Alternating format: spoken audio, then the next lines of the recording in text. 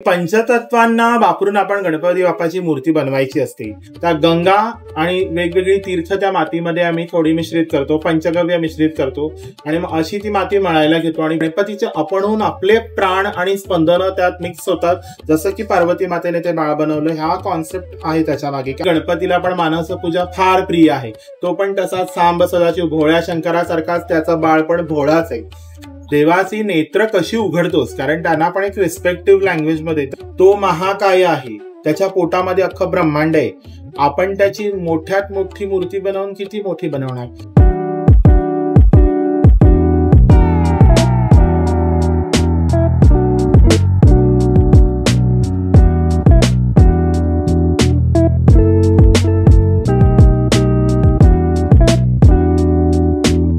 So hello everyone, welcome to our channel the detalk show. आजच्या एपिसोडमध्ये आपण आपल्याबरोबर असणार आहे मिस्टर नार्वेकर. तर ते क्रिएटिव्ह पर्सन आहेत आणि गणपती जवळ येतोय आणि ते स्वतः गणपती बनवतात. तर आपण त्यांच्याबरोबर चर्चा करणार आहोत की समजून घ्यायला अजून इम्पॉर्टन्स म्हणजे महत्त्व गणपतीबद्दल किंवा गणपती मूर्ती कशी बनते, त्याच्या मागे काय काय एफर्ट्स लागतात ते समजण्यासाठी आपला आजचा हा पॉडकास्ट असणार आहे. आपल्याबरोबर डेफिनेटली आहे मम्मी. तर mummy, do you want to introduce हिम?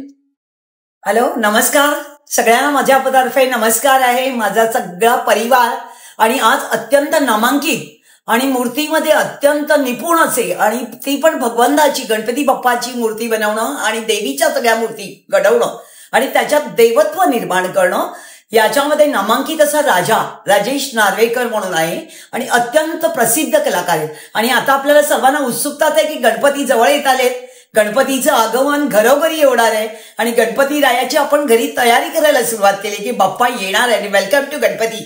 आणि खरंच ती गणपती कशी बनवल्या जातो गणपतीची मूर्ती आणि त्याच्यामध्ये नाविन्य म्हणजे सुबकता आणि जिवंतपणा परमेश्वराचा आपल्या घरी आल्यानंतर परमेश्वर किती अप्रतिम सुंदर दिसतो हे वाखाणण्यासारखे. आणि ती मूर्ती कलाकार आता राजा आपल्या बरोबर आहे आणि आता पुढचं निवेदन राजा करणार आहे.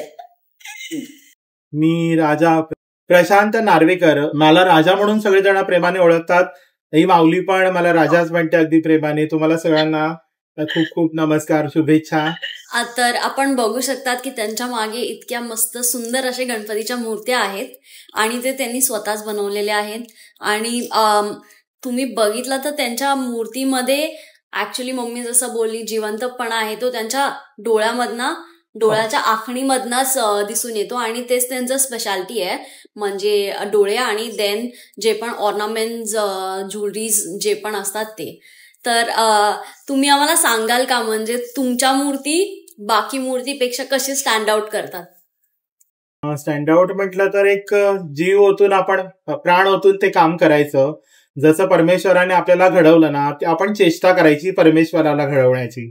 त्यांचं आपण कसं आई वडिलांसारखं थोडंसं कॉपी करून मुलं काय काय करायला बघतात, तसं परमेश्वराने आपल्याला घडवलं, आपण त्यांना घडवायची चेष्टा करायची आणि आपण द बेस्ट जसं आपल्याला ते एकदम असं प्रिय रूप वाटतं ना तसं मग त्यांना अलंकारांनी सजवायचं. ते डोळे अगदी पाणेरी आणि असे मायाळू वाटले पाहिजेत. असं जीव ओतून काम केलं ना की ते स्वरूप घडतं. त्यांना असं सिल्कचं वस्त्र नेसवायचं, कारण आपण मंदिरांमध्ये वगैरे गेलो की ते परिधान करतीलच की नाही आपल्याला असा थोडा डाऊट असतो. पण मग आपल्या घरी बाप्पा येणार तेव्हा त्यांना ओरिजिनल सिल्कचं वस्त्र वगैरे नेसवून सवळं असं दिलं की फार ते अशी लाईव्ह वाटते मूर्ती. म्हणजे नेत्र आणि वस्त्र ह्याच्यामध्ये आमच्या मातोश्री म्हणतात तसं स्पेशालिटी आहे आमची, म्हणजे ती देवाची कृपा आहे. आता दुसरा प्रश्न राजा मला असं आहे की मूर्ती जेव्हा घडवायला सुरुवात करतो त्या नागपंचमी पासून करतो, त्यावेळेला कसं अरेंजमेंट केले जातं आणि बाप्पाची जी आपण प्राण प्रतिष्ठा किंवा जेव्हा पाद्यपूजा मातीची करतो ती जरा लोकांपर्यंत कळू दे की मूर्ती तयार करायच्या पूर्वी आपल्याला काय बाप्पाचे पाद्यपूजा किंवा आपली पूजली जाते नागपंचमीच्या वेळेला, ते जरा सगळ्यांना कळू दे. त्याच्याबद्दल पण बाप्पाचं कसं आपण सुरुवात करणार आहोत ते जरा सांगितलं तर सगळा तो म्हणजे लोकांपर्यंत एक मेसेज जाईल. म्हणजे काय करायचं, मातीची पहिली भूदेवीची पूजा करायची असते. मातीची पूजा म्हणजे कसं, ती पृथ्वीशी निगडित आहे आणि पंचतत्वांना वापरून आपण गणपती बाप्पाची मूर्ती बनवायची असते. म्हणजे पृथ्वी, माती आली, पाणी आलं आपण माळायला घेतो, मग ते वाळवण्याकरता आपल्याला उष्णता लागते, सूर्याचा प्रकाश लागतो आणि त्यानंतर आपण कॉम्प्रेसर हल्ली वापरतो. तो वारा, वायू तत्व आलं आणि तेज म्हणजे साक्षात त्या परमेश्वरामध्ये ते तेज तत्व ऑलरेडी विद्यमान आहे. तर नागपंचमीच्या दिवशी आपण पूर्वी असं म्हणायचं की नागपंचमीला माती आणायची आणि त्याच्यात आपण ती मूर्ती तयार केल्याने काय व्हायचं की श्रावण सुरू झाला की थोडेच गणपती असायची. पण आता काय होतं, जास्त गणपतींची ऑर्डर घेतल्यामुळे आपल्याला थोडं अगोदर ते काम सुरू करावं लागतं. पण गणपतीची माती अगोदर पूजा करायची भूदेवीची आणि तिला आपण विनंती करायची की तुझ्यापासून आम्ही ही मृण्मयी गणपतीची मूर्ती जी बनवतो आहे, तशी पार्वती मातेने उठण्यापासून तुझी मूर्ती बनवली, तशी आम्ही व्रताकरता ही गणपती बाप्पाची मूर्ती बनवते होते, निर्विघ्नपणे हे आमचं कार्य सिद्धीस जाऊ देत. मग त्या मातीची पूजा करायची. जसं आपण एखाद्या ठिकाणी अन्नछत्र असतं किंवा जेवणावेळी असतात तिथे की अन्नाचं कूट म्हणजे असे भाताची रास करून त्यावर कलश ठेवून पूजला जातो, तो अन्नाच्या राशीला ते अन्नकूट म्हणतात.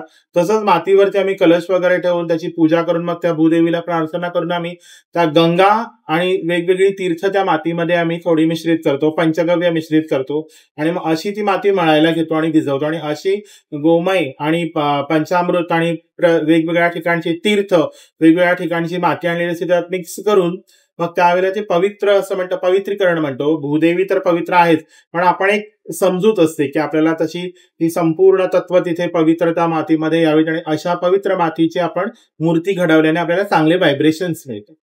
ही त्याच्या पाठीमागचं कॉन्सेप्ट आहे की मांगल्य मूर्ती. गणपती हा संपूर्ण मांगल्याची मूर्ती आहे, आपण त्याला मंगलमूर्ती म्हणतो. मग त्यात सगळी मंगल तत्व धारण केलेली अशी मूर्ती आपण घडवायची असते. खूप मस्त सांगितलं. तर मला विचारायचं आहे की म्हणजे आता प्रत्येकाला मूर्ती पूजायची असते गणपतीच्या टायमाला, पण काही लोकांकडे मे बी पैसे नसतील किंवा थोडा शॉर्टेज असेल, तर मग अशा लोकांनी कसं मूर्ती बाय करू शकतात किंवा कशी पूजा करू शकतात हे आम्हाला सांगाल? म्हणजे असं आहे ना, अगदीच असं कोणी जर आलं ना तर आम्ही मागे पुढे पाहत नाही, त्यांना आम्ही मूर्ती स्वतःहून त्यांना जे हवी ते घेऊन जायला देतो. पण काही वेळेला काय होतं, आपल्याला काही कारणास्तव गणपती आणणं किंवा मूर्ती रंगवलेली वगैरे मिळते. कारण गणेश पुराणामध्ये असं वर्णन आहे की ओल्या मातीची मूर्ती तुम्हाला जशी जमेल तशी बनवायची आणि तशी स्वतः घडवलेली मूर्ती पूजा करायची. आता आपण सुशोभीकरणाच्या ह्याने किंवा ते डेकोरेटिव्ह आणि सुंदर दिसावी, सजीव वाटावी म्हणून आपण रंगरंगोटी करतो, सवळं पितांबर नेसवल्यासारखा रंग देतो किंवा नेसवतो. आता हल्ली इमिटेशनचे दागिने आणि ज्वेलरी वगैरे केली जाते. तसं सगळं करून आपल्याला ते ऐश्वर्य संपन्न गणपती दाखवायचं असतं. म्हणजे आरती ओवाळत आणि ते रत्न खचित फरा म्हटल्यावर की हिरे जरित मुकुट शोभतो बरा, हे वर्णन तिथे आपलं सिद्ध होतं. आपण जेव्हा ते डायमंड आणि लावलेले घेतो किंवा ते किरीट हल्ली सुंदर सुंदर मिळतात इमिटेशनचे, ते लावतो. पण कोणाला ज्यांना हे सगळं शक्य नाहीये, तर जसं ना देव भावाचा भुकेला आणि भवानी भावना गम्या, तिथे आपली भावना पाहिली जाते. तुम्हाला साधा मातीचा गोळा त्याला नुसती अशी सोंड करून त्याला शेंदूर लावलात ना तरी तो गणपती तितकाच पावणार जितका की तुम्ही एखाद्या डेकोरेटिव्ह मूर्ती आणली. कारण आपण अष्टविनायक पाहिले, स्वयंभू गणपती पाहिले, इतके गोड दिसतात, त्या दगडामध्ये आकार घेतलेला असतो. आपल्याला ती भावना इतकी असते की आपण त्या दगडामध्ये सुद्धा तो गणपतीचा आकार दिसला ना की आपण वेडे होतो आणि आपण आपली श्रद्धा तिथे फळते. म्हणजे म्हणतात की नाही की एखाद्या वेळेस कसं होतं की आपण एखादी मूर्ती बनवली आणि तिला आकार देता देता देता तो गणपतीचा असा आला की आपल्याला एक प्रकारचा आनंद होता. आपण आत्मीयतेने बनवलं ना की त्या मूर्तीमध्ये गणपतीचे आपणहून आपले प्राण आणि स्पंदनं त्यात मिक्स होतात. जसं की पार्वती मातेने ते बाळ बनवलं, हा कॉन्सेप्ट आहे त्याच्या मागे की आपण बनवायचं का की आपले व्हायब्रेशन्स आणि त्या गणेश लहरी त्या मूर्तीमध्ये त्या साठवल्या जातात आणि ती मूर्ती गोड दिसते. हा विश्वासम फलदायक म्हटलं जातं ना, जसं म्हणजे आपण या विश्वासाने बनवलं की हा गणपती आहे साक्षात. आता त्याचं रूप विराट आहे. आता जिकडे तिकडे मोठमोठे पंडाल आणि मोठ्या मूर्त्या विराट पण त्यांची विटंबना होते नंतर विसर्जनाच्या वेळेस. पण त्याचं ते महाकाय रूप असलं तरी सूक्ष्म जरी असला ना तो, तरी तो एक एक कणाकणांमध्ये विद्यमान असलेली ब्रह्मणस्पती तत्व तो आहे. तर तो तुम्ही एक शंकू जरी बनवलात ना, असं म्हणजे तुम्हाला गणपतीची मूर्ती आणणं काही कारणास्तव बाहेरगावी कोणी आहेत किंवा कोविडच्या काळामध्ये मी म्हटलेलं तसं की तुम्ही पंचगव्य म्हणजे की शेण, दही, दूध, तूप, गोमूत्र हे पंचगव्य आणि उटणं किंवा चंदन किंवा गोठ्यातली थोडीशी माती, तुळशीतली थोडीशी माती, कुंकू, हळद हे सगळं एकत्र करून की नाही त्याचे एक असा शंखू बनवायचा. तो जिथे तिथे मोठे यज्ञयाग असतात तिथे तो वेदिकेवर गणपती जो पूजला जातो ना, तो असाच एक तो असा मेरू असतो डोंगरासारखा शंखू, आणि त्याला ते हळदी कुंकू लावून सेंदूर लावून तो गणपती म्हणून पूजला जातो. त्याला पहिला गुळाचा खडा देऊन तो गणहोमाला सुरुवात होते आणि तो खरा गणपती आहे आपल्या वैदिक ह्याच्यामध्ये. तर मग तुम्ही असा पण बाप्पा बनवून त्याची पूजा करू शकता, किंवा एक लाडू बनवायचा, त्याला कान असे दाबून करायचे, सोंड करायची असं, आणि ते छोटे छोटे हात, आणि तो लाडू गणपती म्हणतो. तो मी भरपूर जणांना बाहेरगावी घेऊन जायला बनवून दिलाय. ती ते खंडित होत नाही, कारण ती चिकटलेली मूर्ती असते आणि ती दिसायला फार गोड दिसतो. असा लाडू गणपती एक गोल्ड, म्हणजे तो कसा आहे माहितीये का, त्याला ब्रह्मणस्पती रूप म्हणजे आईच्या पोटात बसलेलं बाळ असतं ना, असं तसा दिसतो तो. आणि मग ते अतिसूक्ष्म रूप आहे, पण ते त्याची जी महाकाय जे आहे की नाही स्वरूप, अशा गणपतीची पूजा आपण करू शकतो. आणि तो कणाकणामध्ये विराजमान आहे. तुम्ही एखादा छोटासा नदीकाठचा दगड आपण गौरी म्हणून आणतो की नाही, तसा आपण एखादा गोळा बनवून त्याला अशी सिंदूर लावून पूजा केली तरी ती गणपतीला पोहोचते. कारण शंकराला जशी मानसपूजा प्रिय आहे ना, तशीच गणपतीला पण मानसपूजा फार प्रिय आहे. तो पण तसाच सांब सदाशिव भोळ्या शंकरासारखाच त्याचा बाळ पण भोळाच आहे. आता गणपतीबद्दल तर राजा तू इतकं सांगितलंयस की मनोभावे पूजा करणं आणि भक्तिभावाने करणं आणि त्याच्यात ओतप्रोत जीव आणणं, म्हणजे परमेश्वराच्या मूर्तीमध्ये देवत्व आणणं. आणि ही मूर्ती घडवताना म्हणजे स्वतः मनापासून दिवस रात्र अत्यंत त्याच्यामध्ये सगुण रूप पाहणं, हे अत्यंत सुंदर सांगितलं. आणि पहिली गोष्ट असे की गणपती आपल्याकडे कसं असतं की घराणेशाही असतात, म्हणजे मूर्तिकार जे असतात ते घराणेशाहीच असतात, म्हणजे पूर्वापार त्यांचे आई म्हणजे वडील आजोबा आपण जे असे करत. आता तुझ्याकडे हा वारसा कसा आला गणपतीचा, ते पण जरा सगळ्यांना कळू दे की तू कसा गणपती बघायला लागला. ते म्हणजे मजा अशी आहे की आपले कुळाचाराप्रमाणे ना गणेशोत्सव असतात, आणि ते का असायचे की सगळी दूर दूर गेलेली माणसं एकत्र त्या निमित्ताने तरी एकत्र येऊन त्या कुटुंबातला एकोपा राहावा. म्हणजे देवीचा जागर गोंधळ असू दे, किंवा कुलदेवतेचा असू दे, किंवा गणपती गौरी असू दे, ह्या सणाला सगळे लांब लांब गेलेले दूर गेलेले एकत्र येतात. त्याने ते कुटुंबाचा एकोपा आणि प्रेमभाव सद्भावना ती टिकून राहते. पण मुंबईला काही जण असणारे हौशी असतात, त्यांना काही कारणास्तव गावाला जायचं आता येत नाही, त्यांचं काही लाईफस्टाईल असं असतं की आपण बाहेरगावी फार असतात काही, तर हौसेचा गणपती पण काही जण आणतात. आता आमच्या मूळ गावी बागमळ्यामध्ये तर छान गणपती बाप्पाचा उत्सव केला जातो. इथून काही ना काहीतरी फुलाची पाकळी आम्ही इथून पाठवतो. पण आपल्याला जाता येत नाही ही खंत होती ना, तर मी लहानपणी थोडा गणपतीचा वेडा आहे. मी चिखल आणून छोटीशी मूर्ती बनवायचो आणि त्याला तो गुलाल किंवा शेंदूर लावून तो पाटावर ठेवून अगदी छान उत्सवाने मग आम्ही तो 11 दिवस ठेवायचो. अगदी मला तर 21 दिवस पण ठेवीन असं वाटायचं, पण मग ते होत नव्हतं शक्य, कारण शाळा असायची. मग गणपती बाप्पा मोरया असं म्हणून आम्ही गाडीने घेऊन गेलो की ते विसर्जन करणारे माणसं धावत यायचे आणि बघायचं रे थाळीत तर एवढूसाच बाप्पा आहे. ते तितक्याच आनंदाने तो गणपती विसर्जन करायचा. मग आमचे आजोबा त्यांना काहीतरी बिदागी अशी द्यायचे. ते पण फार खुश व्हायचे की हे एवढ्या मोठ्याने ओरडत आले गणपती बाप्पा मोरया, आणि एवढीशीच मूर्ती होती. पण मी ती ठेवली आहे ती प्रथा की माझ्या घरचा गणपती जो चिखलाचा गणपती असतो ना, ओला, जे गणेश पुराणामध्ये वर्णन केलेलं आहे, ते व्रत करून ओल्या मातीचा ब्रह्ममुहूर्तावर मी तो 9 इंचाचा ते 11 इंचापर्यंत तो गणपती बनवतो.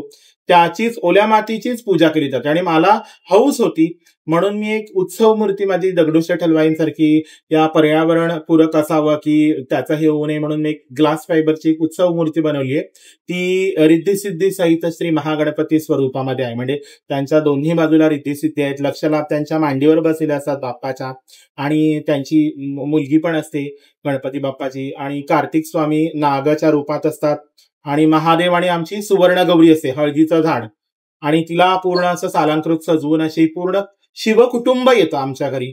आणि ह्या पद्धतीने आम्ही पुढे अशी ती प्रथा आमच्याकडे आहे की सुवर्ण गौरी महादेव अगोदर येतात, त्यांच्या पाठोपाठ रिद्धी सहित श्री महागणपती येतात, मग ती नातवंड कोतवंड गौराईची येतात. फार कौतुक असतं त्या आजीला, म्हणून ते लक्षलाभ पण येतात. असं आहे.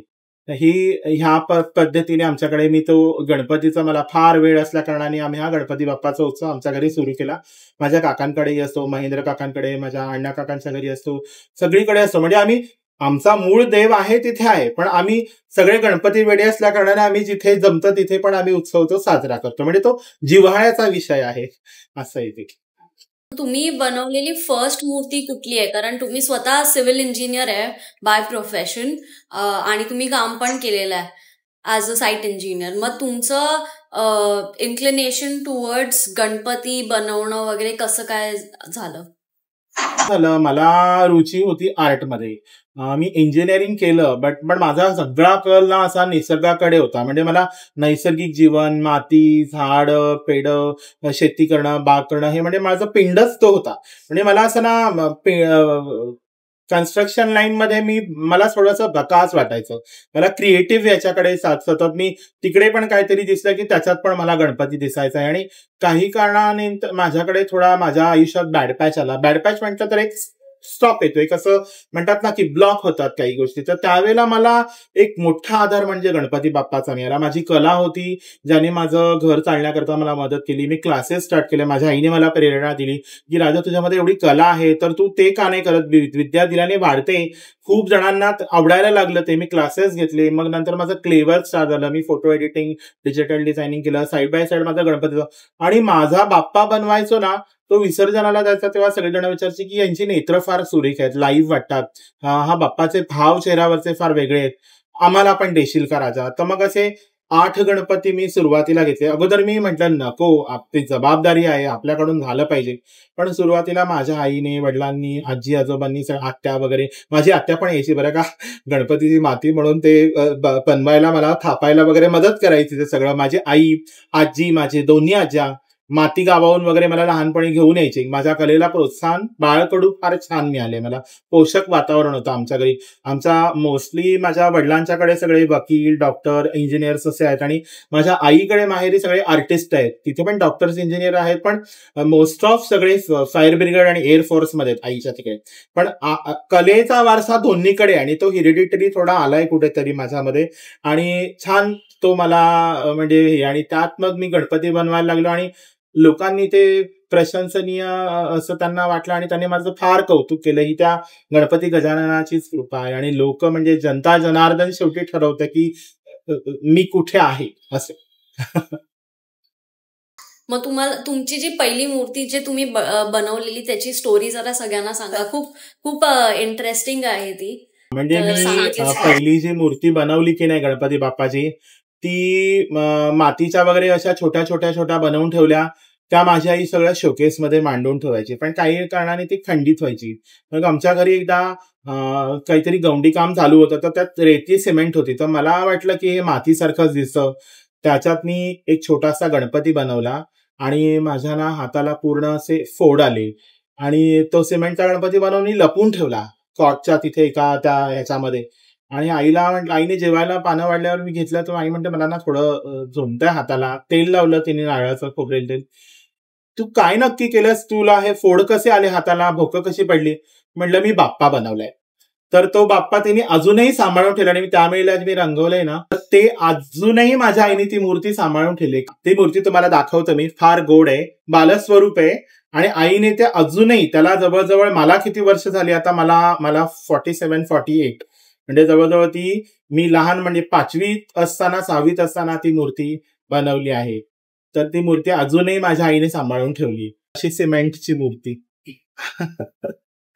हा माझा मस्त मस्त मस्त गणपती गजानन. सुंदर सुंदर, अप्रतिम. Very cute. करता करविता तोय. त्यांनी संपूर्ण सगळं केलंय आपल्यासाठी. तर आपण त्यांचंही करायचं. आई प्रेरणास्थाने. आपण म्हणतो नेहमी की आईशिवाय, आईसारखे दैवत चारा या जगतावर नाहीये. आणि खरंच सांगते की राजा, तुझ्या आईने जे तुला बाळबोध दिलं आणि जी फीडबॅक दिलं, म्हणजे आपण लहानपणी आपल्या बाळांना बाळगोटी देतो. आणि बाळगोटी कशी देतो की बाळांच्या पुढचं जे आहे ते सगळं आरोग्यम धनसंपदा, निरोगी आरोग्य. पण आईने बाळकोळ दिलं ते सेवेचं दिलं तुला. आणि सुंदर मूर्तीमध्ये प्रेरणा दिली की बाळा तू ही मूर्ती घडवत जा, याच्यात ना तुला. आणि मेन सपोर्ट युअर मॉम. आणि ती आईच्या प्रेरणास्थानामुळे तू आज इथून इथपर्यंत पोहोचलास. आणि ते खरं आनंद आहे. मग आता गणपती जे आहे ते किती बनवले जातात तुझ्याकडून? किती मूर्ती घडवल्या जातात? 500, 1000 किती मूर्ती घडवल्या जातात? मी भरपूर गणपती बनवायचो मी. म्हणजे जवळजवळ 200-250 मूर्त्यांच्या वरती असायचं. जवळजवळ 300-350. जास्त मला एकट्याला जमायचं नाही, कारण मामा, भाऊ वगैरे सगळे मदत करायचे. पण तो कसा वन मॅन शो असायचा. कारण नेत्र आणि वस्त्र यांना मी कोणी दुसऱ्यांनी काम केलं ना तर लोकांची ती एक भावना असायची की राजा दादा आमच्या गणपतीची नेत्र तूच उघडायची हा. तर हा पण एक किस्सा छान आहे. माझे आजोबा म्हणजे सगळे माझे जे आजोबा होते ते पण आर्टिस्ट होते, डॉक्टर होते, धन्वंतरी होते, पण ते प्रत्येक जण कलाकार होते. तर ते काय काही जण म्हणतात ना, दादा तू डोळे कसे काढतो, ते म्हणायचे हे असं म्हणायचं नसतं, देवाची नेत्र कशी उघडतोस, कारण त्यांना पण एक रिस्पेक्टिव्ह लँग्वेजमध्ये तर ती भाषा असते, तो मान असतो.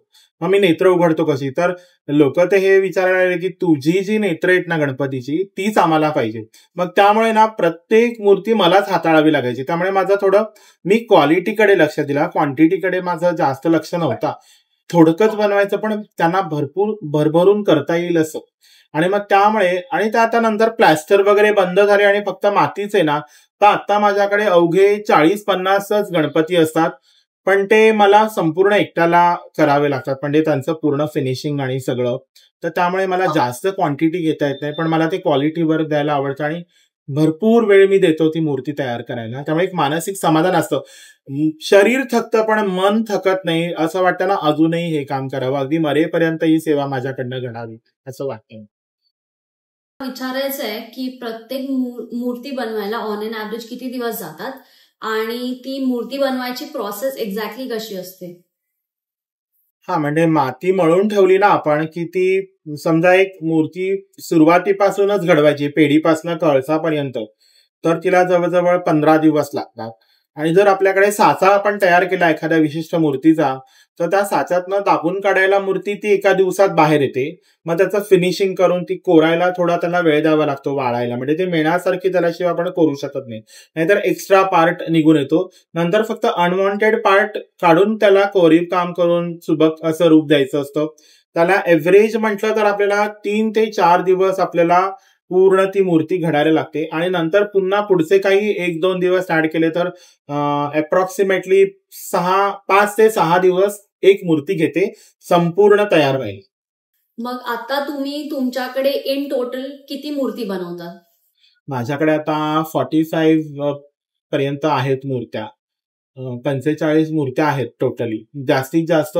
आणि ह्या वर्षी आमचं इथे थोडं रिडेव्हलपमेंटला जायचं म्हणून थोडं हे होतं, तरी पण मग लोकांनी फोन केले की यावर्षी पण दादा तुझ्याकडनं पाहिजेत गणपती, म्हणून मी लिमिटेड ऑर्डर्स घेतल्यात. आणि चांगलं काम द्यायला हवं ना, म्हणून मग मला लिमिटेड घ्यावं लागतं, कारण एक्सेस जास्त काम घेतलं ना तर ते फिनिशिंग आणि डीप डिटेलिंग काम करता येत नाही कुठल्याही गोष्टीचं. गणपतीचं महत्व म्हणजे पायाचं, कानाचं, असं तुम्ही जे महत्व सांगितलं होतं ते खूप एकदम सुंदरपणे सांगितलं होतं. तर तुम्ही ते परत एकदा सांगाल का मग सगळ्यांना? म्हणजे गणपती बाप्पा हा नुसता उत्सव किंवा मजा म्हणून बघायचा नाहीये. लोक आजकाल त्या उत्सवाची विटंबना केली, अक्षरशः मोठमोठ्या मूर्त्या चढावली. नाही, नो डाऊट तुमची श्रद्धा आहे, पण ज्या प्रकारे देवाला निरोप दिला जातो ना, जो धांगडधिंगा होतो, आरडाओरडा होतो, लहान मुलं, म्हातारी माणसं, त्यांना फार त्रास होतो त्या कर्णकर्कश आवाजाचा. डीजे लावले जातात, डॉल्बी लावले जातात. देव जाताना ना एकच आमच्या इथनं मिरवणूक अशी जाते की जिथे ते त्याला काय म्हणतात ते झांज पदक असतं, लेझिम असतो, आणि ती एकदा घाट वाजते अशी घण घण घण. ते ना गणपती त्या मंडळाचा फार लहान असतो, पण जाताना असं वाटतं ना की ते मोठे कान हलतायत गणपतीचे, ती शुंडा उदरी वंदी अभिनव असा तो सुंदर असा तो गणपती बाप्पा राजराजेश्वर असा चाललाय ऐटीत. म्हणजे हे राजशाही त्याची तुम्ही मिरवणूक किंवा निरोप द्या ना. हा माकडचाळे धांगडधिंगा हा this is not our culture.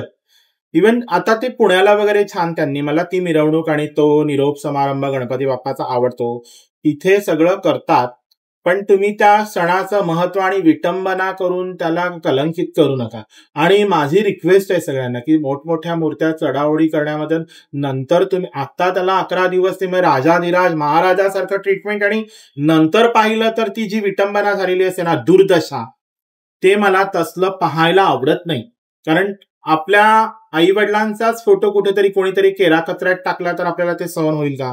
मग तो ब्रह्मांड नायक आहे, त्याची ही चिखलात आणि घाणेरड्या सांडपणात जाणाऱ्या याच्यात ती विटंबना पाहून मला आवडत नाही. गणपती कोण आहे माहितीये? ब्रह्मणस्पती आहे तो, त्याच्या पोटामध्ये संपूर्ण ब्रह्मांड आहे. तो राजा आहे तरी पण आपल्या घरी येतो, म्हणून त्याची हे करू नका. तो पायापासून कमरेपर्यंत मनुष्य तत्व धारण केलंय. कमरेपासून गळ्यापर्यंत देवतत्व आहे, चतुर्भुज आहे किंवा दशभुज गणपती म्हणू शकतो. आणि मानेपासून वरती डोक्याचं पशुतत्व धारण केलंय, ते पण कुठं सुपिरियर क्वालिटीचं, अतिशय इंटेलेक्च्युअल लेवल त्याची हाय आहे. म्हणजे सूक्ष्म नजर, ती जी घ्राणेंद्रिय सगळी तिथे, त्याची एकदम कान आहे ते सगळं श्रवण करून, बुद्धी, मोठा मेंदू आहे म्हणजे बुद्धीचं प्रतीक आहे. आणि हत्ती कोण पाळू नाही शकत.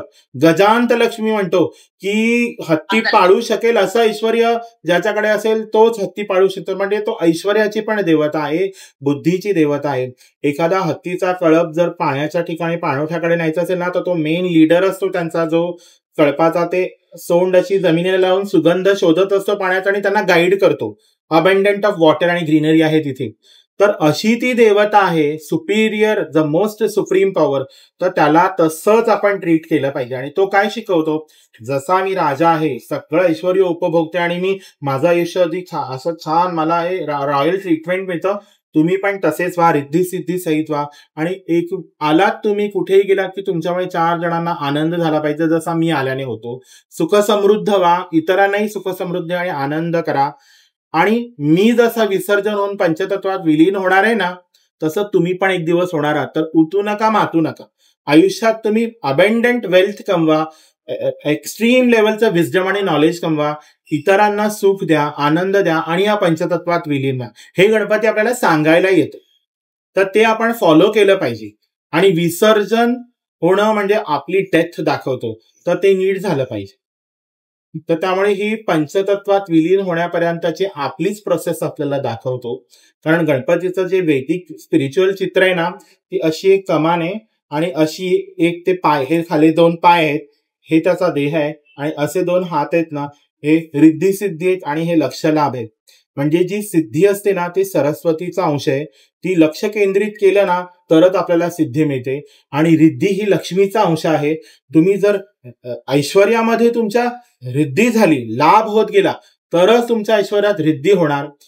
हे गणपती दाखवतो. म्हणजे तुम्ही नॉलेज आणि ऐश्वर्य या दोघांची ही 2 पावलं जर तुमच्यात असतील की नाही व्यवस्थित अशी आहे, तरच तुम्ही आयुष्यात यशस्वी होणार. म्हणजे महाकाली, महालक्ष्मी, महासरस्वती, ट्रायंक्विलिटी म्हणतो ना आपण, ट्रायंगल आहे. म्हणजे ब्रह्मा, विष्णू, महेश किंवा महाकाली, महालक्ष्मी, महासरस्वती.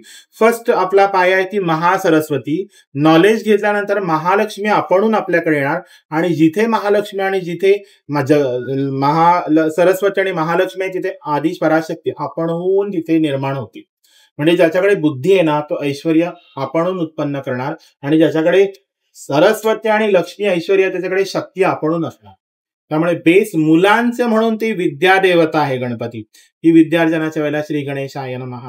मग त्यांनी छान अभ्यास केला, विद्यार्जन केलं की त्यांना धन दौलत, चांगला पैसे, नोकरी बिकरी, व्यापार जे काय करतील, आणि ते मग चांगल्या ठिकाणी त्यांची बुद्धी युटिलाइज करून अजून त्याच्यात वृद्धी होते ऐश्वर्यामध्ये. लक्ष केंद्रित केलं की सिद्धी मिळते. आणि मग रिद्धी होते, आपण लाभ झाला की. आणि आपण मग शक्ती म्हणजे साक्षात पार्वती गौरी आहेच ना गणपती बाप्पा बरोबर, त्याची माऊली, जननी, जगत जननी. आता माझ्याकडे ना राजा, मला एक प्रश्न विचारायचा आहे की गणपतीची आखणी आणि चेहरा, हे माझ्या सासूनी पण मला सांगितलं होतं, तुझी आखणी आहे ना, तर लोक म्हणतात की ती आखणी बघून गणपती घेतला जातो. जेव्हा गणपती आपल्या घरी येतो तेव्हा तो प्रत्यक्ष आपल्याकडे पाहतोय आणि आपल्या घरावर पूर्ण त्याची दृष्टी आहे असं पाहिलं जातं. आणि त्यावेळेला माझ्या सासूबाईंनी मला सांगितलं की ती गणपतीची आखणी म्हणजे डोळे आणि त्याचा चेहरा, हे प्रसन्न मुद्रा बघून घ्या तुम्ही. तर त्या आखणीबद्दल जरा सांगशील का, डोळ्याबद्दल? आखणी म्हणजे कशी माहितीये, आपण आता गणपती बाप्पा समोर आपण उभं राहिलं ना, तर मांडणी आपली अशी असते की आपल्या छातीच्या इथे गणपतीचं ती लेवल आली पाहिजे की आपल्या आपल्या ह्या कमरेच्या वरती गणपतीचं आसन असलं पाहिजे. आपण उच्च आसन देवाला देतो, आपण खाली बसायचं असतं. मग ती जेव्हा नजरानजर होते ना, तेव्हा गणपती जेव्हा असा बघतो की नाही आपल्याकडे, त्याला ही खुम्मस म्हणतात. ही नजर आहे ना, ही पूर्ण अशी आपल्याकडे बघितली पाहिजे त्यांनी. आणि आपण जेव्हा गणपती नुसता आणतो ना, तेव्हा आरती केली, प्रसाद खाल्ला, हा हू केले नाही. तुम्ही त्याच्या समोर बसून मेडिटेशन करायचं असतं, त्याच्या डोळ्यात डोळे घालून बघायचे असतात, ते व्हायब्रेशन्स घ्यायचे असतात. खेळ नाहीये. आपले प्रत्येक सण वार सायंटिफिकली त्याच्यात काही ना काहीतरी रिझन आहे. त्या दिवशी आपण वेगळी मूर्ती का आणतो? आपल्या घरात छोटीशी मूर्ती असते, फोटो असतो, इतर मूर्त्या असतात, पण ब्रह्मांडातनं गणेश लहरी येत असतात, त्या आपण आपल्या घरच्या मूर्तीत साठवून ते सवळवळं पाळू शकत नाही किंवा ते साग्रसंगीत पूजा करू शकत नाही रोज. म्हणून एक वेगवेगळा विग्रह आणायचा मातीचा, की ज्याच्यात ते ब्रह्मांडातनं लहरी, गणेश लहरी येत असतात, त्या मूर्तीत स्टोअर होतात. मग तुम्ही 1.5 दिवस ठेवा, 5 दिवस ठेवा, 11 दिवस ठेवा, 21 दिवस ठेवा, त्या बाप्पाच्या समोर बसून आपल्याला मेडिटेशन करायचं आणि प्राईम 4 कलर्स मूर्तीमध्ये वापरायचे, रेड, ब्लू, ग्रीन, येलो. म्हणजे तुमच्या नवग्रहांमध्ये जो कलर ऑरा किंवा कलरचा तुमच्यामध्ये डेफिशियन्सी असेल ना, तो तुम्हाला आकर्षित करत राहणार आणि तुम्हाला एखादं रत्न धारण करून किंवा ग्रहाचा उपाय करून जो बेनिफिट मिळणार ना, तो नुसता त्या गणपतीच्या मातीच्या मूर्तीला बघून आपल्याला ती स्पंदनं मिळतात. हे कलर आणि ह्याच्यामधलं आता आपल्याला ऍडव्हान्स ह्याच्यामुळे फायदा आहे. पूर्वी नुसतीच मातीची मूर्ती असायची, ती पण गोड दिसायची. आता सेंदूर वगैरे लावून पण अष्टविनायक असतात, ते पण किती गोड दिसतात, असे लहान बाळासारखे गुबगुबीत तो आकार दिसतो. तसा गणपती आला ना की आपण नुसता उत्सव म्हणून साजरा करायचा नाही, ह्याच्या मागे एक स्पिरिच्युअल कॉन्सेप्ट आहे की तुम्ही थोडा वेळ गणपतीच्या समोर बसून ते व्हायब्रेशन्स घ्यायचे असतात, नजरेत नजर घालून. मग इथे विश्वासम फलदायकम होतो, इथे तुम्ही बोललेल्या इच्छा पूर्ण होतात. मग म्हणतात लोक, आम्ही बोललेला नवस गणपती आमचा पूर्ण करतो. का? कारण तुमची लिंक जुळते, त्या स्पिरिच्युअल लहरी येत असतात, त्याच्याशी तुमचं ट्युनिंग होतं. आपण कसा पूर्वी रेडिओ तो ट्यून करायचो, तेव्हा ते विविध भारती किंवा ते संगीत सरिता लागायचं नाही, ते इकडे तिकडे गेले की वावा मू आवाज यायचा. पण आपलं जेव्हा ट्युनिंग त्या गणेश लहरींबरोबर होतं ना, ती स्पंदनं आपल्या शरीर जेव्हा घेतो ना, त्या आपले सगळे प्रत्येकाचा नवस पूर्ण होईल. नवस बोलायची गरज नाही, नुसतं उभं राहा, मेडिटेशन करा, तो द्यायलाच बसलाय. आणि तो गणपती का असतो माहितीये? असा देता घेता चतुर्भुज म्हणतात, की पाशांकुश तर त्याच्या हातात आहे, पण देता घेता म्हणजे ना त्याचं ना असं आपल्याबरोबर सायकल चालू आहे. म्हणजे आपण कसं शेजारी काहीतरी देतो, आपली आई काहीतरी देते, मग त्या काकू आपल्याला काहीतरी वाटीत भरून किंवा देतात, म्हणजे हे देवाणघेवाण असतं ना. तसं तो वरद मूर्ती, अभयमूर्ती म्हणजे तो मोदक पण घेतोय आपल्याकडनं, आनंद देणार, आणि आपल्याला वरद मूर्ती ती वरद म्हणजे आपलं सायकल त्याच्याबरोबर चालू आहे. हे लाईफ सायकल कायम हे ऋणानुबंध चालू राहणार. हा असा गणपती देता घेता चतुर्भुज पद्मासन घातलेला, किती छान वाटतं ना ऐकायला हे वर्णन, पण गोड असा बाप्पा डोळ्यासमोरच येतो. मला आता विचारायचं आहे की जे गणपतीचे आजकालचे मूर्ती असतात ते खूप असे फॅन्सी असे त्यांचं रूप असतं, तर तशा मूर्तीचं पूजन केलं पाहिजे की नाही ते तुम्ही आम्हाला एकदा सांगाल का? गणपतीचं कसं पाहिजे माहितीये? स्थिर मूर्ती पाहिजे, पद्मासन किंवा अर्ध पद्मासन घातलेली मूर्ती, किंवा सुखासनात बसलेली गणपती, किंवा टिटवाळा बैठक जिला म्हणतो ना आपण, तिला खरं ब्रह्मणस्पती नाव आहे त्या गणपतीला. म्हणजे आईच्या पोटात बाळ बसतं ना, तसाच तो गणपती बसतो.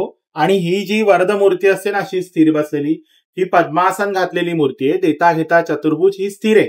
म्हणजे एखादे पौरोहित येऊन बसतात, किंवा पूर्वी चावडीवर किंवा न्यायनिवाडा करायला मोठे जे विद्वान पंडित किंवा हे बसायचे तसे बसतात ना, तसे हे स्थिर आसनात आणि असे धीरगंभीर आणि सात्विक मुद्रेत बसलेली गणपतीची मूर्ती नेहमी का घ्यायची? हिला वरद मूर्ती म्हणतात.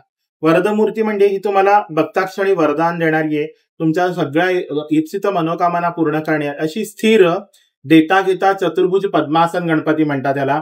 ही अशी मूर्ती घेतली ना, की अशा मूर्ती बसवण्याच्या पाठीमागे कॉन्सेप्ट काय? तुम्ही झोपलेला, उभा असलेला, नाचणारा, ह्या गणपती दिसतात छान, शोपीस म्हणा किंवा कलात्मक दृष्टी, कोरीव काम केलेलं, पण पूजेला जेव्हा आपण एखादी तत्व आपल्याला ग्रहण करायची असतात ना, घ्यायची असतात, तेव्हा स्थिर मूर्ती आणि ती पूर्ण एका अशा ट्रायंगल मध्ये बसेल अशीच मूर्ती घ्यायची, किंवा 2 ट्रायंगल आपण जे श्रीयंत्रामध्ये असतात ना, हे जॉमेट्रिकल फिगर्स एकदम स्पिरिच्युअल आहेत.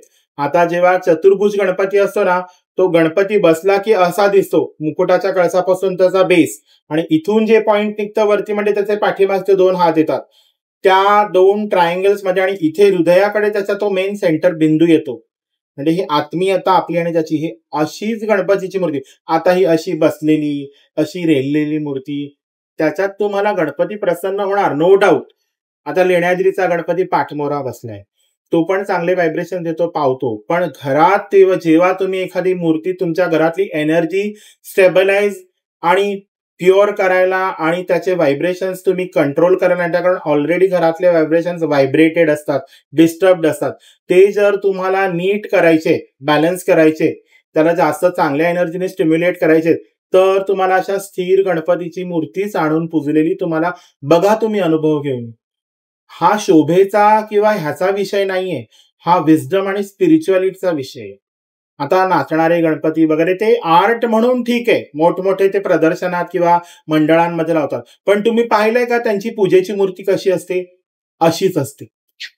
हिला पूजा मूर्ती पण म्हणतात किंवा वरद मूर्ती म्हणतात, कारण ती मूर्ती खंडित झाली तर एक वेळ आपण चालू शकतं, पण ही छोटी मूर्ती पूजेला म्हणून लावतात मंडळांमध्ये की ही मूर्ती फार सांभाळली जाते, याचीच प्राणप्रतिष्ठा केली जाते. आणि ह्या अशाच मूर्त्या स्थिरासन, सुखासन, टिटवाळा बैठक, म्हणजे सुखासन म्हणजे एक पाय खाली सोडून आपण सोफ्यावर कसं बसतो टीव्ही पाहायला, म्हणजे राजराजेश्वरी ललिता त्रिपुरा सुंदरी पोज म्हणतात त्या. तसे म्हणजे राजराजेश्वरच आहे ना तो, आईसारखाच बसणार त्याच्या सुखासनात बसलेली. खूप खूप मस्त सांगितलं तुम्ही. मला म्हणजे याच्यावरतीच एक कनेक्टेड क्वेश्चन विचारायचं आहे, म्हणजे की जे मोठे मूर्ती आणतात जे मंडळवाली, तर आपण असं बघायला गेलं तर त्यांचं विसर्जन प्रॉपर होत नाही, तर ते कुठे ना कुठेतरी वाटतं की ते म्हणजे प्रॉपर त्याचं पूजन नाही झालंय किंवा म्हणजे काहीतरी राहून गेलंय, कारण त्यांचं विसर्जन पण बरोबर होत नाही. इन अ वे ते नेचरला पण अफेक्ट करतं. तर याच्यावरती तुमचं काय म्हणणं आहे? हा विषय ना विचार करण्यासारखा आहे, पण मुलांची हौस म्हणतो आपण किंवा मंडळांचं जे ते म्हणतात की आमची श्रद्धा आहे, आम्ही देवाचं जेवढं करतो तितकेच आम्ही लहान मुलांच्या पुस्तकांना किंवा विद्याभ्यासाला पण आम्ही मदत करतो, कोणी गरीब आहे त्यांना शिक्षणात मदत करतो, ही सगळ्या छान गोष्टी आहेत. पण मी सगळ्यांना हात जोडून विनंती करीन, तो महाकाय आहे, त्याच्या पोटामध्ये अख्खं ब्रह्मांड आहे, आपण त्याची मोठ्यात मोठी मूर्ती बनवून किती मोठी बनवणार? मग इतर धर्माच्या किंवा पंथाच्या लोकांना हा चेष्टेचा विषय होतो. हा बघा, आता यांचा देव असा लोळत पडलाय, याचे हात तुटले, ती पूर्ण विसर्जन न झालेली मूर्ती दिसता कामा नये.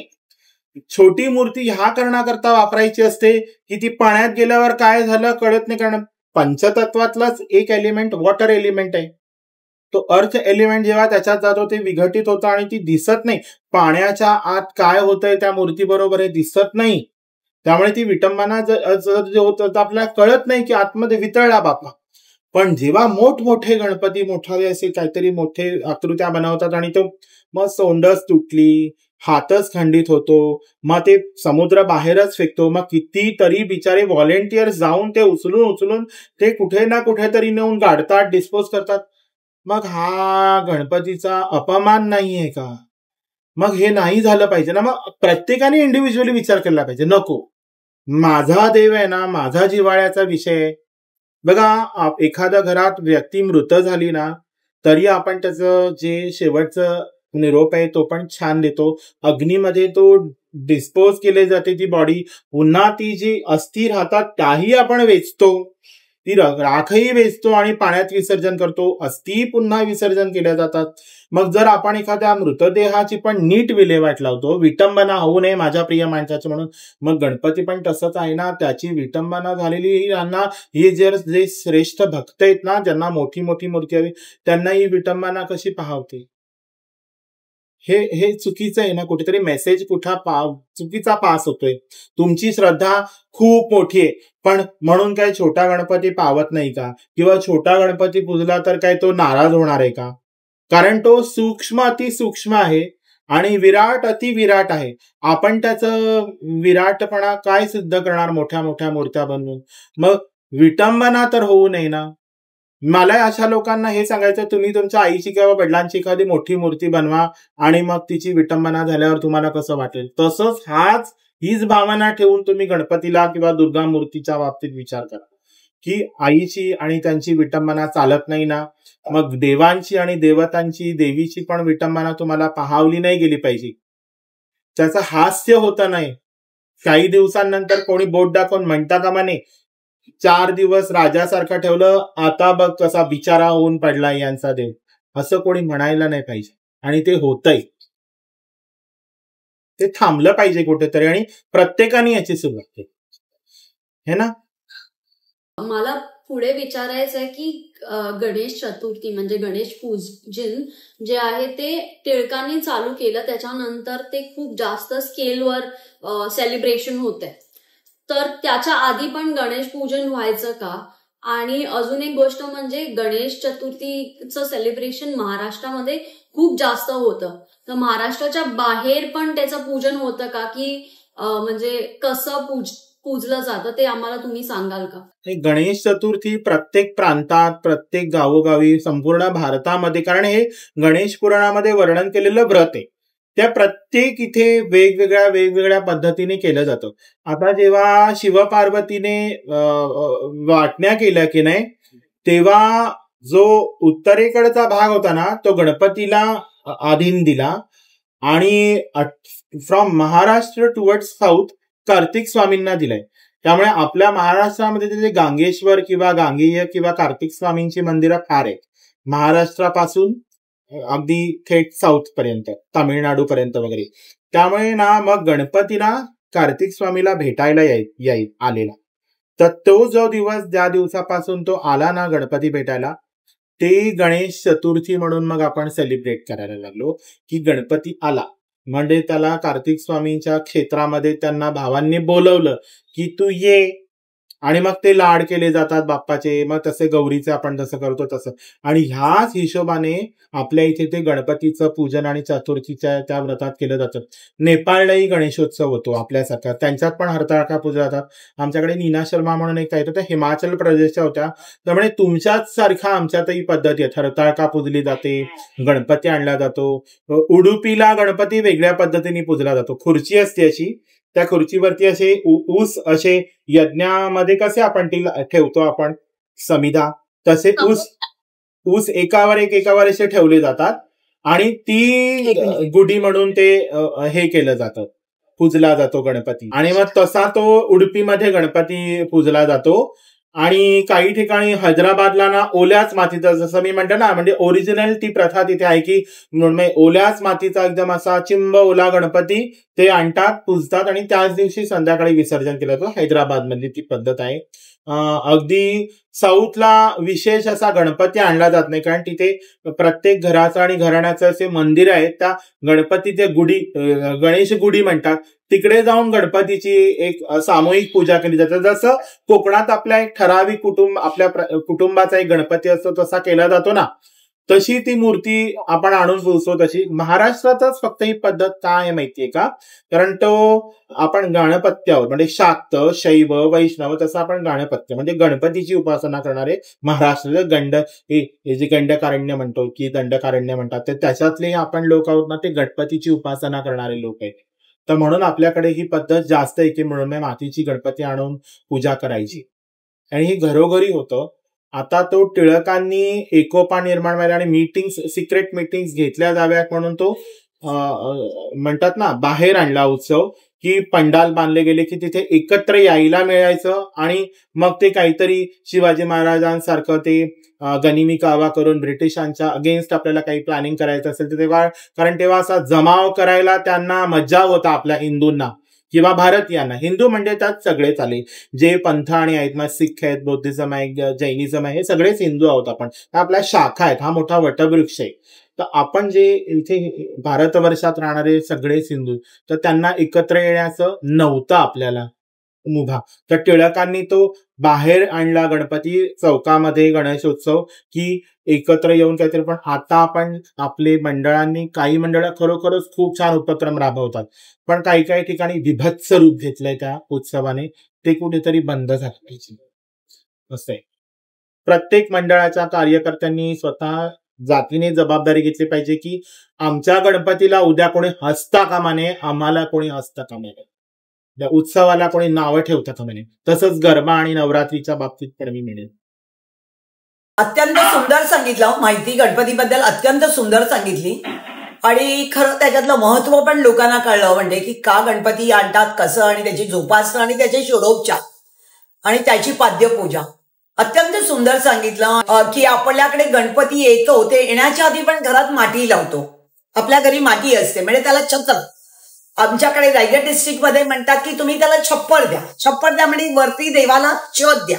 आणि आपल्या कोकणामध्ये असतं की आपण माती लावतो. तर ते माती लावण्याच्या पाठचं पण लोकांना जरासं कळू दे की माती का लावली जाते, छत्र का लावलं जातं.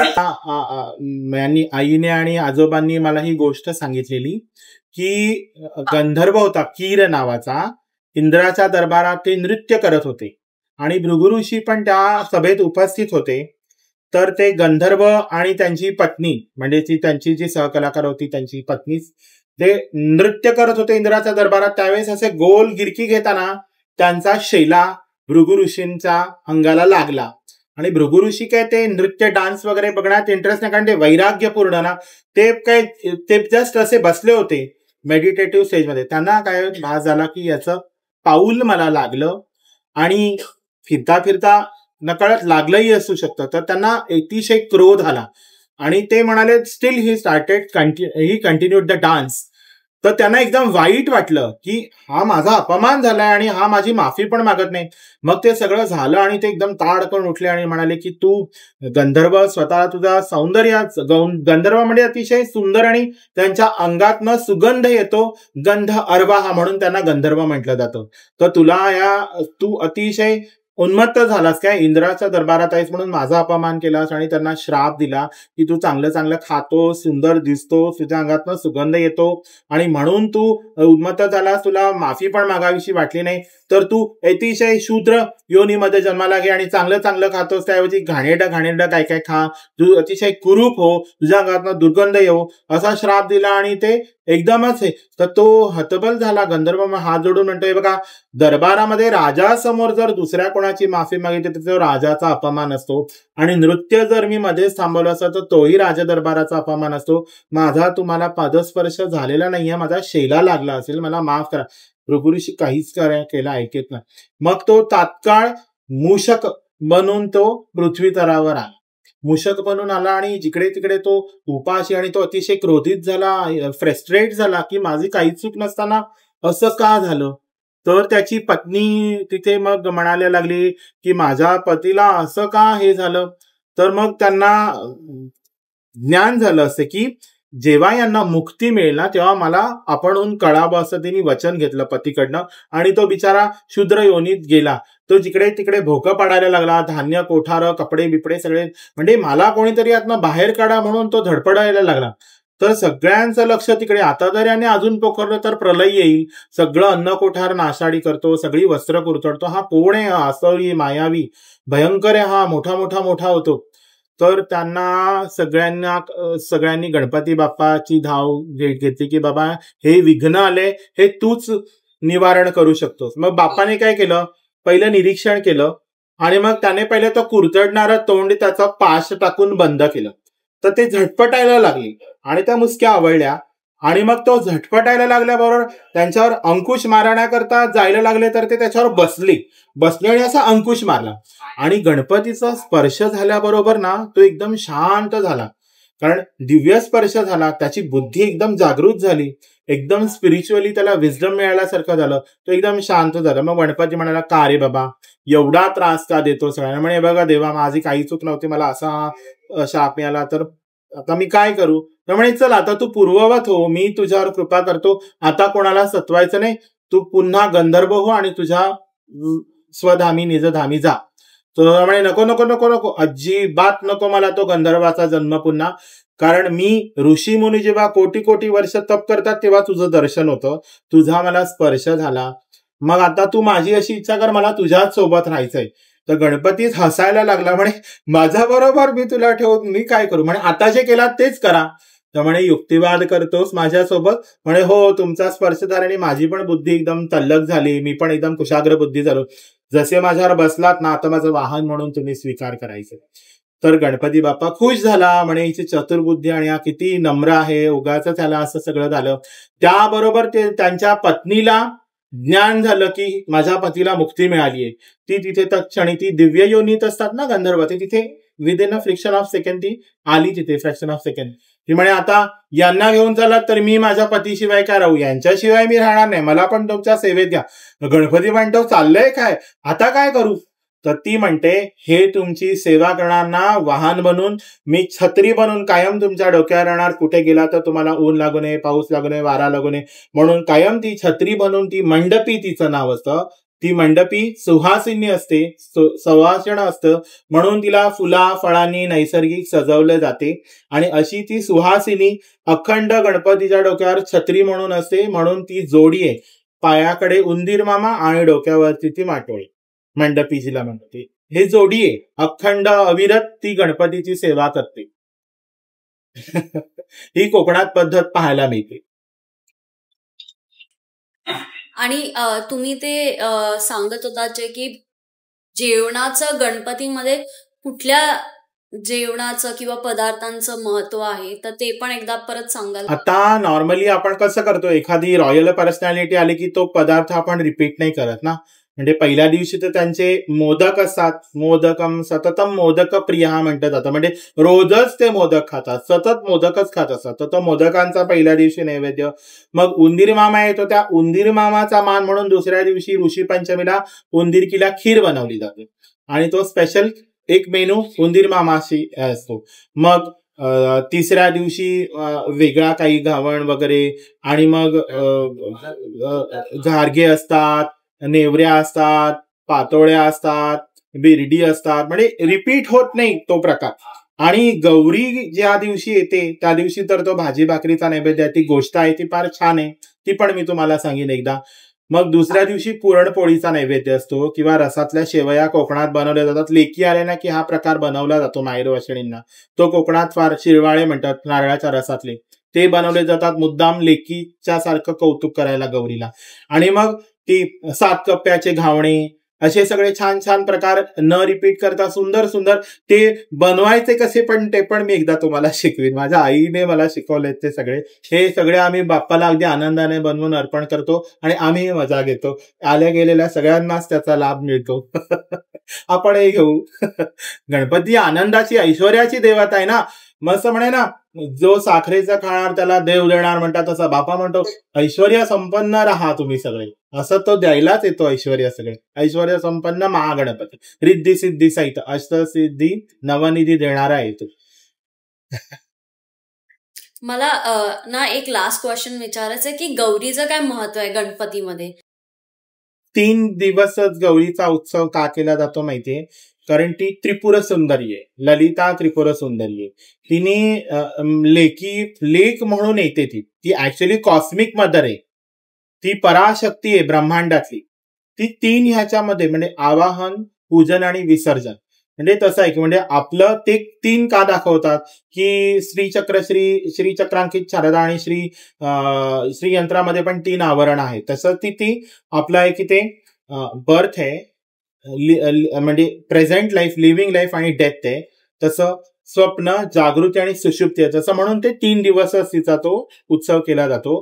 की पहिल्या दिवशी आवाहन आहे, त्याची गोष्ट पण फार सुंदर आहे की ते हट्ट करतात इतरांकडे गणपती येतो म्हणून, तर ती मुलं रडतात आपल्याकडे काय येत नाही. आई वडील फार गरीब असतात, ते बाबांना सांगतात येताना गणपती घेऊन या, गौरी घेऊन या आपल्याकडे.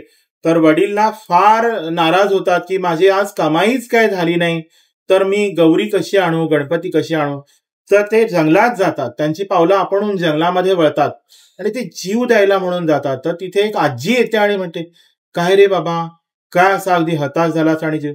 तर ते म्हणतो अगं एवढ्या जंगलात अरण्यात तू कुठे, म्हणजे एकदम घरंदाज आणि सुंदर स्त्री दिसते, वयस्कर म्हातारी आहेस तू, तुला कोणी आणून सोडलं एवढ्या मोठ्या अरण्यामध्ये सरोवराकडे, हिंस्र पशु तुला मारून खातील, म्हणजे तुला एवढीच माझी दया येते ना, तर मग तू का आलास इथे. अगं असं असं झालं, मुलं म्हणतात गौरी आण. काय म्हणून आणू मी, माझ्याकडे काही धन दौलत नाही, माझी कॅपॅसिटीच नाहीये. ते म्हणे नको काळजी करू, होईल सगळं शांत. ते आता अंधार पडायला आला, तो म्हणे तो विसरूनच जातो जीव द्यायला आलेला ती, कारण चांगला देवीचा स्पर्श झाल्याबरोबर बुद्धी स्थिर येत होते त्याची. तो म्हणतो आई चल, मी तुला माझ्या घरी घेऊन जातो, माझ्याकडे निदान आम्ही जी काय भाकरी, अर्धी मीठ भाकरी खातो ते आपण खाऊ. ती हळूहळू त्या आजीच्या रूपामध्ये ती महागौरी येते आणि आल्याबरोबर ती बायको म्हणते ही कोण एवढी छान आजीबाई घेऊन येत आहे ते. आणि मग ते तिला आणल्याबरोबर ती म्हणते मला ना काय असेल ते जेवायला दे, मला भूक लागली. तर काय भाजी भाकरी असते ती तिला वाढते आणि म्हणते सुनबाईच म्हणते तिला, सुनबाई मला हे खाऊन फार तृप्त वाटलं, आनंदी झाली मी, पण उद्या ना मला जरा पुरणपोळीचा आणि किंवा ह्याचा बेत करशील का? तर ती म्हणते, अरे आता काय करणार, हेच मिळताना मुश्किल आम्हाला होतं नव्हतं ते या आईंच्या पुढ्यात ठेवलं, आम्ही उपाशीच झोपणार.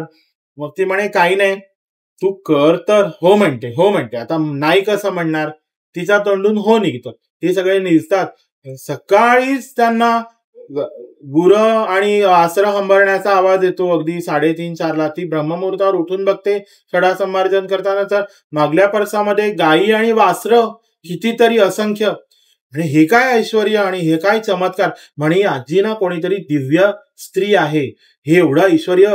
कारण तेव्हा गोधन म्हणजे सगळ्यात मोठ्या प्रकारचं ऐश्वर्य म्हणतात जायचं, की ज्याची शेतीवाडी भरपूर आहे तोच गाई गुरं पाळू शकतो. त्यामुळे पूर्वी लेकीचं सोयरी करायला गेल्यावर ना गपचूप जाऊन बायका किती दूध दुभत आहे, किती काय स्वयंपाकघरात आहे, आणि पुरुष मंडळी किती गायी गोठ्यात आहेत ते बघायचे. म्हणजे माझी मुलगी उपाशी मरणार नाही, निदान भरपूर खाण्यापिण्याचे तरी आबळ होणार, गोधन खूप आहे म्हणजे यांची शेतीवाडी फार आहे, म्हणजे माझी मुलगी छान असो. तर त्या ह्याच्यात ती सगळं ते करते. आणि मग ते बाहेर जातात, त्यांनाही छान त्यांच्याकडे काहीतरी द्रव्यार्जन होतं आणि ते सगळं सामान आणून तिला पूर्णावरणाचं नैवेद्य. दुसऱ्या दिवशी ती म्हणते मला घावणे रसातले आणि शेवया कर. तर ती हो म्हणते, करते. आणि मग संध्याकाळ व्हायला येते तशी म्हणते आता मला नेऊन सोड. ती म्हणे कुठे? अरे नाही, मला माझं जिथे घर आहे तिथे सोड मला नेऊन, ते सरोवर आहे तिथेच माझं येणार, माझे जे यजमान आहेत ते मला घ्यायला येणार. तर त्यांना वाईट वाटतं, पण आता आपण कसं काय करणार. ती वचन देते की मी पुढल्या वर्षी पुन्हा येईल. मग त्यामुळे त्यांना जरा जीवात जीव येतो. आणि कारण आजी आल्यामुळे एवढं ऐश्वर्य आणि सुख आलं, तर आपण हिला कसं पुन्हा सोडायचं जंगलामध्ये. ती म्हणे मी तुला आशीर्वचन देते, तुझं हे ऐश्वर्य वृद्धिंगत होत राहील, कधी ह्याच्यात खंड पडणार नाही, वाढत जाईल. पण हे तू जे पूजा केलीस ना अशी तशी करत राहा. मग त्या आजीला निरोप द्यायला नातवंड ती सगळी जातात आणि दिव्य अशा रूपामध्ये ती रूपांतरित होते. सुवर्णगौरी सुंदर दिसते ती महागौरीच्या रूपामध्ये आणि दर्शन देते आणि ती पंचतत्वात विलीन होते. म्हणून पाणवठ्याच्या ठिकाणी गौरीचं विसर्जन करायचं. पण त्यावेळेला 16 प्रकारच्याच भाज्या, कारण श्रावण महिन्यामध्ये ना वेगवेगळ्या रानभाज्या आणि वनस्पतींना अंकुरित होऊन छान छान वेगवेगळे औषधी वनस्पती आलेल्या असतात. तर त्या प्रत्येकाच्या मागे काही ना काहीतरी, कोणाला पोटाचा विकार असेल, कोणाला ओटीपोटात दुखतं, कोणाला लंग्सचा प्रॉब्लेम आहे, कोणाला हाडांचा प्रॉब्लेम आहे, कोणाचा मसल पेनचा प्रॉब्लेम आहे, कोणाला दमा आहे, कोणाला अंधत्वाचा प्रॉब्लेम आहे, म्हणजे मूलबाळ होत नाही, अशा त्या भाज्या खाऊन ना त्या सगळे ज्या आता विटॅमिनच्या गोळ्या आणि मिळतात ना फॉलिक ऍसिडच्या वगैरे, इन्स्टेड ऑफ दॅट या 16 प्रकारच्या भाज्या खाऊन सगळ्या त्या बायकांना आणि घरातल्या पुरुषांना ते सगळ्या प्रकारचे विटॅमिन्स आणि मिनरल्स मिळायचे. आणि त्या बायका जेव्हा त्या गोळा करायला जायचे ना, त्या लहान लहान मुलींना घेऊन जायचे आणि त्यावेळेला ती वनस्पतीची ओळख व्हायची, गुणधर्म सांगितले जायचे आणि हा पास ऑन व्हायचा एक दुसऱ्या पिढीकडे हा वारसा, की औषधांची आणि त्या गुणधर्मांची ओळख करून दिली जायची मुलींना छोट्या छोट्या. कारण त्या 16 भाज्या वेचायला सुवासिनी जायच्या, त्याबरोबर कुमारिकाही जायच्या सूप घेऊन, या काढायच्या ठेवायच्या, ही अमुक भाजी ही खाल्ल्याने हे होतं, हे मग हा एक वारसा दिला जायचा, ट्रान्सफर व्हायचा. किती सायंटिफिक आहे हे आयुर्वेदाचं महत्व आहे, की मुली म्हणून पूर्वीच्या अगदी छान त्यांच्या सगळ्या प्रतिकारक शक्ती होत्या. आणि मग त्या 16 प्रकारच्या भाज्या देवीला खाऊ घालायच्या आणि आपण खायचा प्रसाद म्हणून. म्हणजे हे नको ते नको करणाऱ्या मुली पण त्या दिवशी ते सगळं खायचे. आणि 16 प्रकारचेच उपचार, 16 प्रकारचीच फुलं. आणि त्या फुलं व्हायला मागे काय माहितीये, फॉलिक ऍसिड. आपण इव्हन गरोदर तिला 7व्या महिन्यात पण फुलं भरली जातात ना, हल्ली फॉलिक ऍसिडच्या गोळ्या दिल्या जातात, तिचं प्रेग्नन्सी सक्सेसफुल व्हावी, छान व्हावं म्हणून. ते फुलांच्या परागकणांमधून ते फॉलिक ऍसिड ऑटोमॅटिकली मिळायचं स्त्रिया जेव्हा गजरा माळायची. आता कोणी गजरा माळायला बघत नाही, त्यामुळे डोकं तापतं. फुलांनी प्रसन्न चित्त राहतं, नवऱ्याचं पण आणि बायकोचं पण. घरात एक खेळीमेळीचं वातावरण असायचं, छान असायचं प्रसन्न वातावरण. आता परफ्यूम मारा म्हणजे शुक्र तुमचा स्ट्रॉंग होईल म्हणून ऍस्ट्रॉलॉजर सांगतात. पूर्वी गरज नव्हती, कारण माऊली साक्षात जगदंबा घरात वावरतच असायची फुलं माळून. घरात वातावरण प्रसन्नच राहणार ना, त्या घरात लक्ष्मी साक्षात नांदणारच. सुख आणि शुक्र पॉवरफुल म्हणजे भरपूर अबंडंट ऑफ लक्ष्मी एनर्जी आणि प्रॉस्पॅरिटी. मग ह्या अशा गोष्टी त्या मुद्दाम मुलींना ते कल्चर, आयुर्वेद, मेडिसिनल प्रॉपर्टीज कळाव्या त्या वनस्पतीच्या म्हणून त्या 16 भाज्या, आणि मग ते सगळं खेळ खेळायचे, त्यांनी व्यायाम व्हायचा.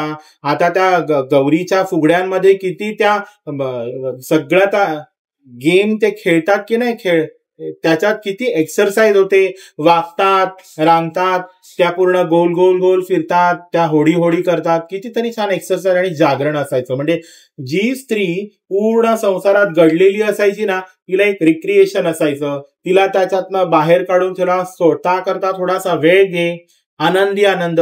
म्हणजे त्या हसल्या खिदळल्या ना की घरात लक्ष्मी नांदायची. ज्या घरामध्ये कांकणं वाजतात, पैंजणी वाजतात आणि या घरातल्या स्त्रिया मुली हसतात खिदळतात, त्या घरात लक्ष्मी हमखास नांदतेच नांदते. लिहून घ्या 101%, लिहून घ्या तू. आणि म्हणून ते हसणं खिदळणं त्या घरात केलं, वाड्यांमध्ये घरांमध्ये ना, की साक्षात महालक्ष्मी तिथे नांदणारच.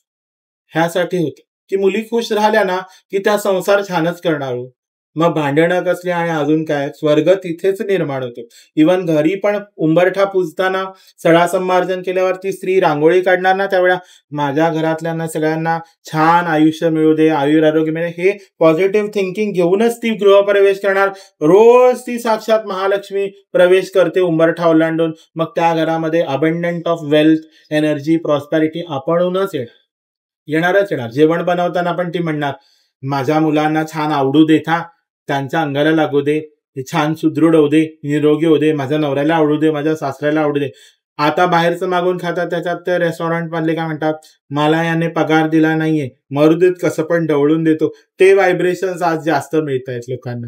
घरातलं आग्रहाचं आणि मातृत्वाने, वात्सल्याने, अन्नपूर्णेच्या स्वरूपातलं कमी मिळतंय. त्यामुळे सगळ्यांचं हे मस्त काही ते जरा डिस्टर्ब असतं. बाहेरचं खायचं नाही म्हणून जास्त, माऊलींच्या घरच्या आपल्या घरच्यांचं हातचं खायचं, ते सात्विक अन्न म्हणून म्हटलं जातं. कारण ते बनवताना जे व्हायब्रेशन्स असतात ना, हा सगळा व्हायब्रेशन्सचा खेळ आहे, तो त्या अन्नात उतरतो. आणि म्हणून त्या 16 प्रकारच्या भाज्या, ते सगळे 16 प्रकारचे उपचार, ते एकत्र येणं, ते खेळीमेळी येणं, हे सगळा व्हायब्रेशन्सचा खेळ आहे. आपण चांगले व्हायब्रेशन्स घरोघरी निर्माण केले, इथेच स्वर्ग निर्माण होतो. म्हणून हे खेळ. आणि गौरी म्हणून ती कॉस्मिक एनर्जी आहे ना, जगदंबा. आणि मग स्त्रिया पण जगदंबेसारखंच नटून, देवी कोणती, माझी आई कोणती, वहिनी कोणती, मामी कोणती, आता म्हणून सगळ्याच देवीसारख्या नटलेल्या असतात, सुंदर दिसतात सगळ्या महालक्ष्म्या गौरी. अत्यंत राजा सुंदर सांगितलं. पहिली गौरीबद्दल, गणपती बाप्पाचं तर अमेझिंग सांगितलं, गौरीबद्दलही सांगितलं, आणि ती त्रिगुण सुंदरही सांगितलं. आता ही अशी आदिमाया गौरी सजून बसली म्हटल्यावर त्या आपणून इथून प्रेरणा मिळणारच नाही. महालक्ष्मी जगदंबा पुण्यात बसल्यावर विद्या माझी अजूनच खळखळून पाहायला लागली. हे चैतन्य रूप बघून देवीचं, साक्षात त्रिपुर सुंदरी मला भासलात तुम्ही. नेहमीच मी म्हणते की त्रिगुण सुंदरी त्रिपुर विहारी नमो नमाती, अत्यंत त्रिगुण सुंदरी आहे जगामध्ये. आणि आज तू त्या गौरीबद्दल अमेझिंग सांगितलं आणि छान, म्हणजे ऐकण्याचं मंत्रमुग्ध झालो. आणि म्हणजे कानाला, म्हणजे मी तर ऐकतेच आहे, पण मुलांना सांगितलं आणि स्पेसिफिक सगळ्यांना तो प्रोटोकॉल गेलाय, आणि माझ्या बेबीलाही सांगितलं. त्याबद्दल मी शतशः, परमेश्वराने मला हे सुवर्ण पर्वणी दिली आणि अत्यंत अमृततुल्य, अमृतावनी गोड असं सुंदर बोधामृत दिलं, आणि त्याच्याबद्दल मी शतशः तुझी आभारी आहे, शतशः. आणि हे पण भेटणं किंवा हेही आपण समोर एकत्र येणं, हे जन्मोन जन्मांतरीचे ऋणानुबंध आहे. आणि खरंच सांगेन की हे आपले ऋणानुबंध आहे, आणि ते पुन्हा एकत्र येणं आणि आपण सगळ्यांपर्यंत जाणं, आणि सगळ्यांना तुझ्या मधुर वाणीतनं अमृत तू जे पाजलंस ते अतिशय सुंदर. आणि तुकाराम महाराजांचं हेच अभंगच आहे, अमृताहुनी गोड नाम तुझे देवा, नाम तुझे देवा, मन माझे केशवा, मन माझे केशवा, कामालगी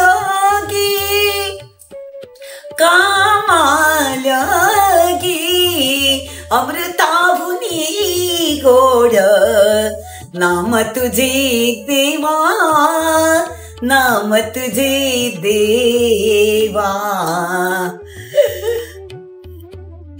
खूप मस्त झालाय आजचा एपिसोड आपला. आणि म्हणजे आपण सरांकडनं इतकी इन्फॉर्मेटिव्ह गोष्ट आणि म्हणजे इतकं इन्फॉर्मेशन गेन केलेली आहे की म्हणजे I think it's such a fab episode. आणि तुम्हाला जर अजून पॉडकास्ट सरांकडनं हवे असतील, आपण एपिसोड त्यांच्याबरोबर करू, तर प्लीज कॉमेंटमध्ये सांगा. कारण त्यांच्याकडे खूप जास्त इन्फॉर्मेशन आहे स्पिरिच्युअलिटीवरती किंवा अध्यात्मावरती. तर आपण त्यांना बोलवून अजून अशा इन्फॉर्मेशन तुमच्यापर्यंत पोहोचू शकतो. या चॅनलवरती आपला एकच अजेंडा आहे, दॅट नॉलेज जितकं शेअर करता येईल तेवढं केलं पाहिजे. नॉलेज जितकं शेअर करू तितकं ते ग्रो होतं. आणि आमच्या चॅनल थ्रू, आमच्या पॉडकास्ट थ्रू आमचं हेच प्रयत्न आहे की तुमच्यापर्यंत खूप इन्फॉर्मेटिव्ह गोष्टी पोचत राहू आणि तुम्ही पण काय काय शिकत राहाल म्हणून. तर या एपिसोडमध्ये मी तर खूप काय शिकली आहे आणि आय एम शुअर तुम्हाला पण खूप काहीतरी शिकायला मिळालेलं आहे. तर फर्स्ट ऑफ ऑल आपण खूप थँक्यू बोलू सरांना की त्यांनी आज आपल्या बरोबर जॉईन केलं. अँड आपण त्यांना विचारू की त्यांना ऑडियन्सना काय बोलायचं आहे का before we end the episode. हो, तरुण पिढीला आपल्या सणावारांची योग्य माहिती पुरवा, त्याच्या पाठीमागचं स्पिरिच्युअल आणि सायंटिफिक व्हॅल्यूज आणि जे काय आहे ते सांगा.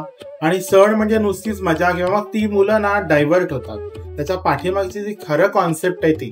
आणि घरात मोठ्या माणसांनी पण आवर्जून असं करा की पुढची नवीन पिढी इन्व्हॉल्व्ह होईल. त्याच्या पाठीमागचं सायंटिफिक रिझन्स, त्याच्या पाठीमागचं स्पिरिच्युअल आणि विजडम जे मिळतं ते त्यांना कळवून त्यांना सगळ्या गोष्टी निर्विघ्न होऊ देत. गणपती बाप्पाला तर मी प्रार्थना करेन की पुढची येणारी पिढी बुद्धिमान आहे, हुशार आहे, पण ती बुद्धी आणि त्यांचं कौशल्य योग्य दिशेने वापरून सगळं त्यांचं आयुष्य निर्विघ्न आणि भरभराटीकडे जाऊ दे. सिद्धी आणि बुद्धी पण असू देत. सिद्धी आणि बुद्धी असली ना तर आयुष्य एकदमच सुंदर सक्सेसफुल होऊ देत. आणि गणपती बाप्पाला आपण प्रार्थना करू, गणपती बाप्पा मोरया, मंगल मोरया. सो आपण आपला आजचा एपिसोड इथेच एंड करूया. आणि don't forget to please like, share, subscribe to our channel. आणि आपण भेटू नेक्स्ट एपिसोडमध्ये. Thank you for joining us.